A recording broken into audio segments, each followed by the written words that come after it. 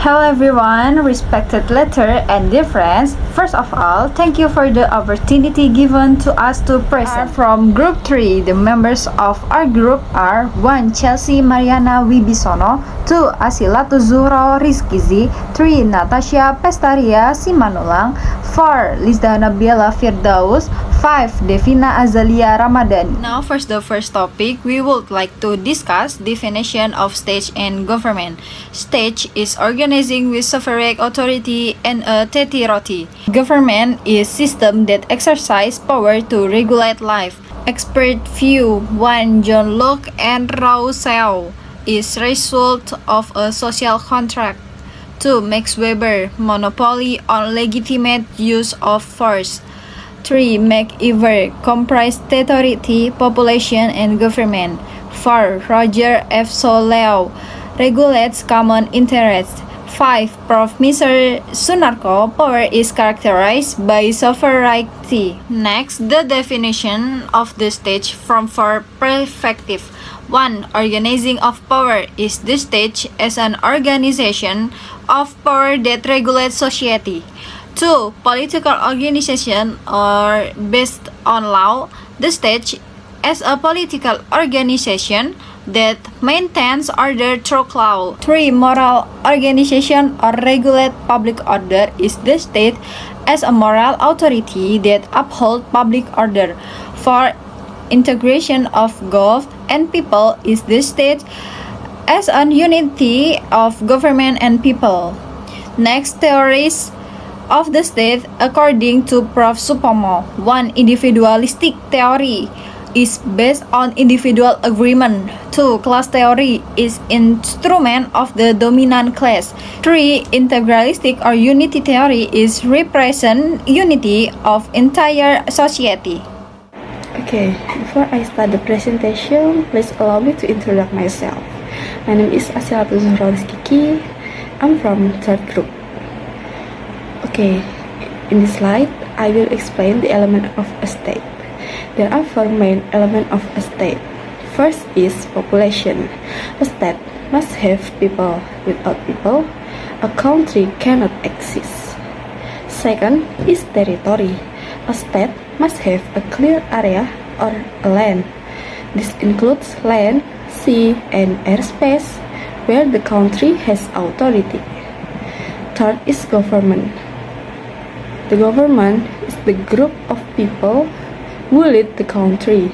They make laws, manage the country, and keep order.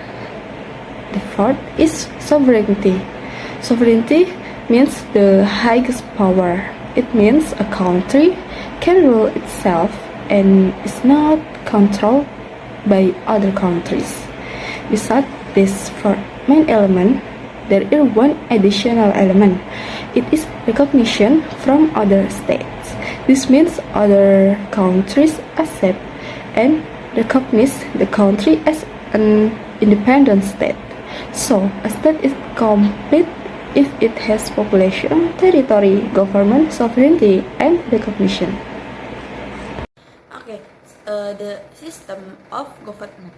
The system of government is an arrangement or structure consisting of organizing all the power writing the statutes that are functionally interconnected, both vertically and horizontally, to achieve the objectives of the statute. The statute government system is divided into the organization. The first, horizontal government organization. According to the excerpt of real political power rating, a statute can be divided into the 3 range scenes, namely the first, legislative power, the power to make law. The second, executive power, the power to express law. And the 3, judicial power, the power to administer justice. Vertical government system organization. According to Cranmer, two are the these are the two low level of government under the central government, both in unitary state and federation. The first stated rights a federal country have the authority to annex their land and form their own organization within the framework and limits of the federal constitution. The second, in a federal country, the authority to annex control land for specific arts is detailed in the federal constitution. The various types of government system are divided into two categories. The first, parliamentary government system. The second, presidential government system. Indonesian government system include the four categories. The first, the Indonesian government system according to the RIS Constitution. The second, the Indonesian government system according to the 1950 UUDS. The three, the government system according to the 1945 Constitution, and the four, the government system for the amendment.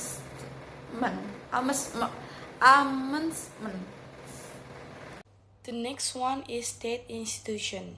1. People's Consultative Assembly. The duties and authority of the People's Consultative Assembly are to amend and enact the 1945 Constitution and to inaugurate the President and Vice President. Number 2 is House of Representatives. The People's Representative Council consists of the political parties and elected through general election. The duties of the People's Representative Council are to formulate laws, determine the state revenue and expenditure budget, and oversee government policy. The People's Representative Council also observes and votes up on the aspiration of the people. Number 3, Regional Representative Council. The duties and authorities of the Regional Representative Council are A. To submit to the People's Representative Council draft laws relating to regional autonomy, central and regional relation, and to submit. B. To participate in discussing draft laws relating to regional autonomy, central and regional relation. C. Supervising the implementation of laws concerning regional autonomy, the formation, expansion, and merger of regions, central and regional relation, and the management of natural resources and other economic resources. Number 4, the President and Vice President. The duties and authorities of the President and Vice President are as A. Appointing ministers. B. The President also has the right to issue government regulation and submit draft regulation to the People's Representative Council. C. The President also has the authority to declare war, make peace, and enter into agreements with other countries with the approval of the House of Representatives. D. The Vice President is tasked with assisting the President in carrying out his duties. Number 5, Supreme Audit Agency. The Supreme Audit Agency is the highest state institution in the Indonesia constitutional system that has the authority to audit state finance. Okay, next, number 9, Supreme Court. The duties of the Supreme Court are to adjudicate case at the highest level, review regulation under the law, and oversee the implementation of the judiciary in Indonesia so that justice can be properly upheld. Number 7, Judicial Commission. The duties of the Judicial Commission are to propose the appointment of Supreme Court judges, Its main duties are A. Registering candidates for Supreme Court judge. B. Selecting candidates for Supreme Court judge. C. Determining candidates for Supreme Court judge. D. Nominating candidates for Supreme Court judge. And E. Maintaining and upholding the honor, dignity, and conduct of judges. Number 8. Constitutional Court. Duties of Constitutional Court is A. Reviewing laws against the 1945 Constitution. B. Deciding on the dissolution of political parties, adjudicating case of dissolution of political parties that violate the Constitution. C. Deciding on dispute over electing a result. D. Ruling on illegal violence of the laws, like treason, corruption, disgraceful, and another, by the President and Vice President. Number 9 is Central Bank. The main task of the Central Bank, such as Bank Indonesia, is to achieve and maintaining current stability, which includes three main pillars: setting monetary policy, regulating and maintaining the smooth operation of payment system, and maintaining the stability of the financial system. The last one, number 10, is General Election Commission. The General Election Commission is tasked with planning, organizing, and evaluating all stages of the election independently and simultaneously. The General Election Commission is responsible for establishing regulation. The final voter list for election participants and elected candidates, including managing logistics, socialists, and voter data. Next topic is regional government system. Regional government is the administration of governmental affairs by regional authorities and the Regional House of Representatives or DPRD, based on the principle of autonomy within the system of the unitary state of the Republic of Indonesia or NKRI. The electoral system in Indonesia, since 2004, the people have directly elected the president and the vice president. The stage of the general election include 1. Voter registration, 2. Candidate registration, 3. Campaign activities, 4. Voting, 5. The determination of the election result. My name is Chelsea Mariana Wibisono, NPM 5T2, and today I will present the elements of local government. There have 7 elements of local government, and the first one is authority or government affairs. Three criteria to divide government affairs. Externalities is considered in impact or policies on the wider community. And accountability is determined who is responsible for implement the policies. Efficiency is use resources in the most effective way. Government efforts translates to regions. Mandatory affairs have 26 steps, and optional affairs have 8 steps. These affairs are grouped into different categories: labor and transmigration affairs, culture and tourism affairs. The last one, agriculture and food security affairs. The 2 elements is institution. 2 key institutions that from the regional institutions are divided into institution for political official, such as local parliaments and regional head. Institution for counter official, such as civil servants working in local government. 3. Personnel. 4 elements of regional governments: people who implement policies and manage government operation in the region. Next, I will explain the four of elements local government. Regional finance. The participle many follows functions means that funds are allocated according to the function and task of the government. 5. Regional presentation. There are two groups elected by the people that present regional autonomy. Regional House of Representatives is legislative body at the regional level. Regional head is executive leader of the region. Next, I will explain the 6 elements of the local government. Public service. Service provided by the government in form of goods and service. To clarification, beside on consume 1. Public goods. Goods or service enjoyed by everyone. 2. Public regulation. Rules created to maintain order and security in society. Principle in public service. Minimum service standard. Excellent service. Better, cheaper, simpler, and faster. 7.